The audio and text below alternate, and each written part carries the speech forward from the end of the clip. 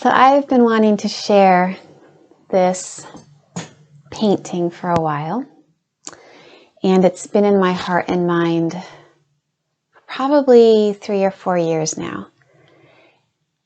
This painting is called Gomer's Redemption, and a tiny seed of the idea started in my mind probably 3.5 years ago when we were still living in the Philippines, and we were working closely with a local church, and they had us teach on Hosea and Gomer.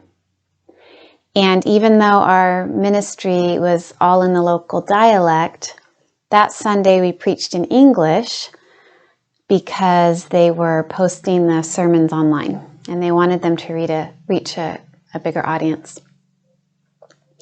And in studying for that sermon and preaching it, I got this picture in my mind.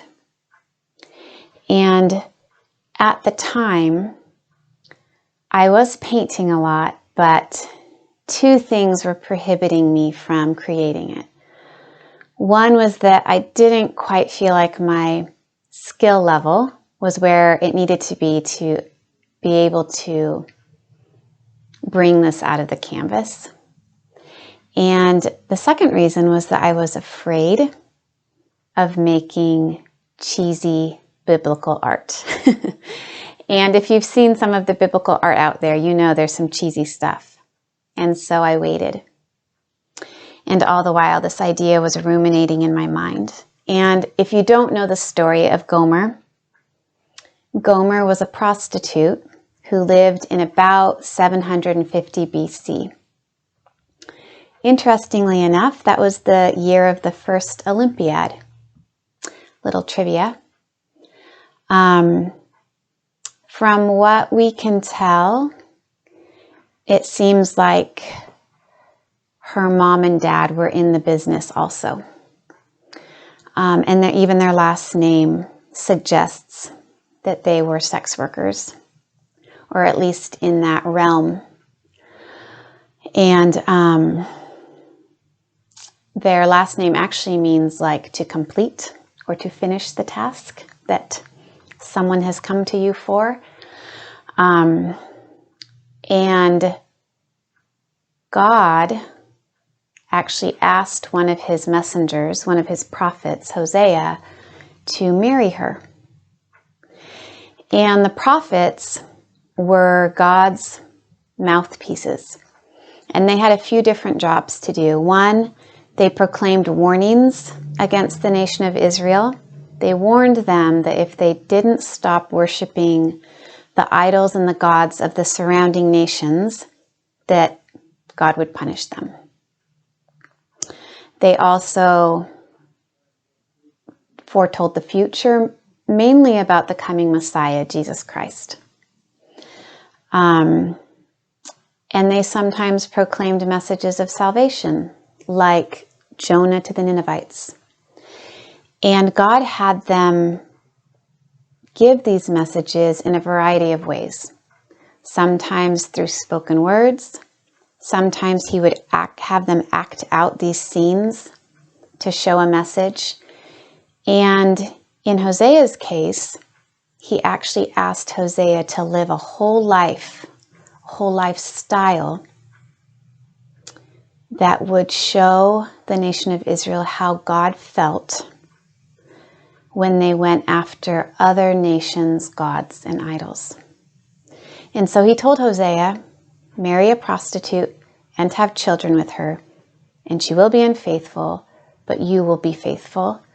And Hosea obeyed. And sometimes when we read Bible stories, we're like, oh, that's an interesting Bible story, but these are real people. And they had real feelings, real personalities, real lives, real reputations. And so I sometimes think, what if that happened today? What if God asked a local pastor to go marry a prostitute, a well-known prostitute in the community? What would that be like for them? And Hosea obeyed, and he married Gomer, and they had kids together, and she continued in her ways. even in their marriage. And she would leave, he'd bring her back. And finally, we find Gomer at a slave market. She has left Hosea and the kids.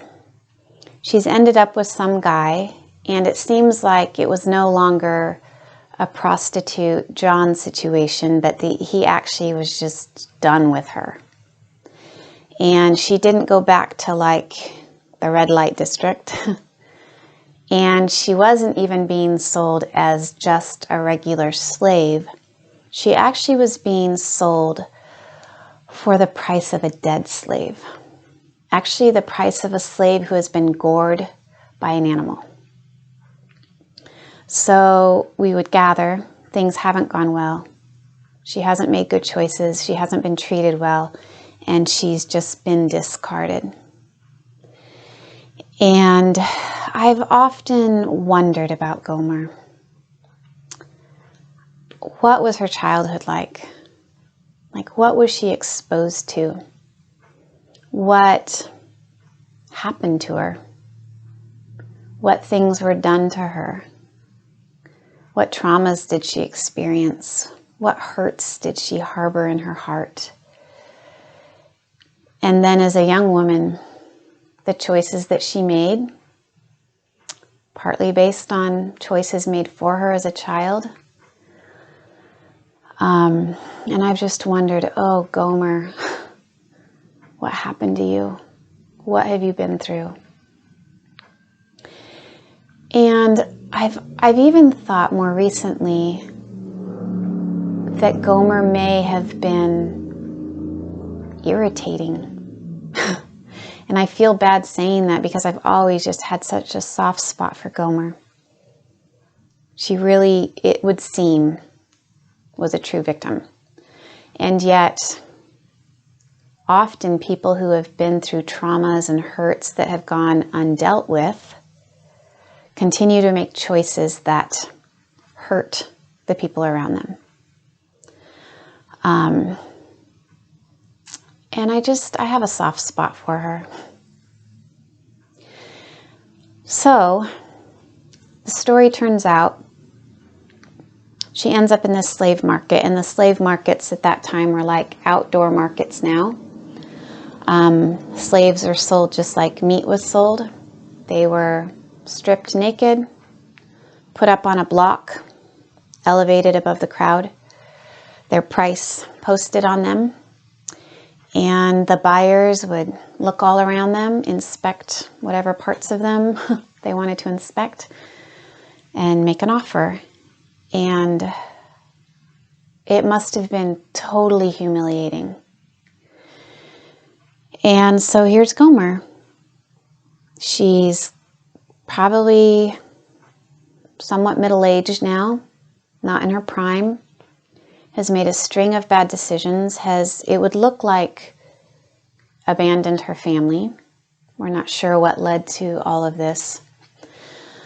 And she's standing up on this block, naked, unwanted, washed up, used up. And I had this picture in my mind of her so ashamed and standing up there so exposed and so embarrassed with her head in her hand. And through her tears and through her hand, her fingers, she glimpses a familiar hand reaching up for her. And there's her husband, Hosea. And Hosea has come to the slave market looking for his wife to buy her back. Even though he would have owned her at that time, she would have been his property as his wife. But he came looking for her. He found her, and he paid the price, and he brought her home. And it's so beautiful. My fear in sharing this story is that if we're reading this story or listening to this story through the lenses of our own pain or the lens of our own culture, or through the lens of our own ideas of morality and gender roles and whatever, that we can miss the point. This isn't a story about needing a man to rescue you. This isn't a story where there's a good guy and a bad guy. Well, there is a good guy, but it's not any of the human players in this story. What this is a story of is a God who made everyone and loves them so much. And when we choose other things besides Him, He is so sad, and He misses us, and He's jealous for us, and He pursues us. And He's not like human authority, where He says, look, you screwed up, and if you do these things, you can win my affection back. No, He actually comes pursuing us in the middle of our messes we've made. And He finds us, and He brings us back, and He reminds us that He loves us. And in this story, we're Gomer. I'm Gomer. I have nothing to offer but bad choices. I have nothing to offer but the same mistakes over and over again. I know God, and I love Him, and I want to please Him, and yet I don't always choose Him. And He keeps on coming after me. He keeps pursuing me in love. And He keeps pursuing you in love, regardless of what you've done, regardless of what's been done to you, regardless of whatever mess you're in of your own making or someone else's making. He loves you so much. And He bursts through the doors of that slave market looking for you, looking for me. And when He sees us exposed and rejected and ashamed, He reaches up His hand, He pays the price, and He brings us home. And He loves us so, so much.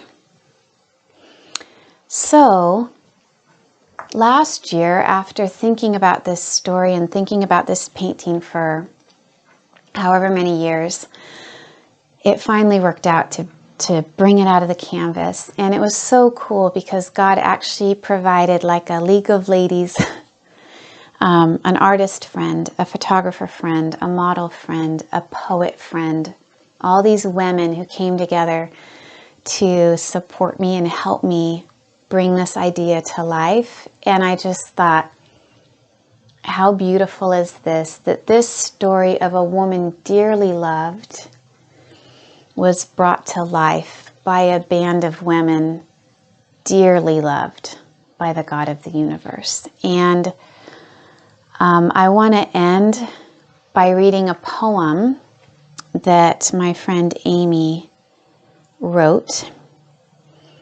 I told her I have all of these words zinging around in my head about Gomer, and I need a poet to take all those words and turn them into word art. And she did it. And so I'd like to read it to you and end with this. Birthed into a world perhaps unprepared to fully welcome her, Gomer was willing to open her new and wondering palm to ask for something, her darling innocence, reaching, grasping, trusting, hoping. Raised into awareness that the ones who were meant to love her failed somehow, young Gomer learned the strategies of survival, letting her softness be covered over with calluses. She moved into a troubled youth, hiding, protecting, manipulating, shielding, entering a man's world, ancient in its demands and needy, She had something to offer, and her value was not lost on them. She learned to create a scene where she was queen, and her beauty would be the tool to captivate, beckoning, alluring, enchanting, earning. Burnt by the countless times she was cast aside. Gomer knows all is lost by fate or choice, by her own hand or others. She danced into that trap until it took her soul and left her withered, not old, not young, only used up, done, resigned, empty, unworthy, desolate. But that's not the end of the story. Then along comes Jesus, pursuing in love and rescuing.